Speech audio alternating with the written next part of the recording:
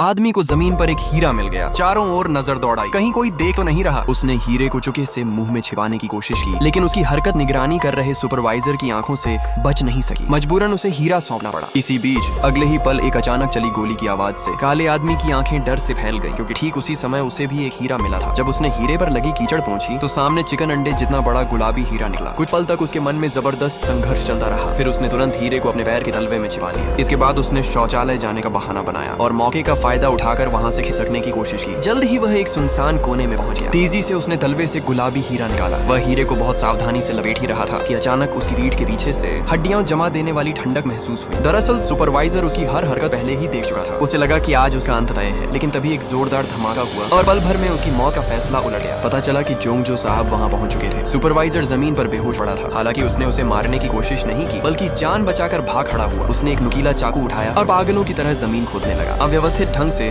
उसने हीरे को झील में गाड़ दिया। जैसे ही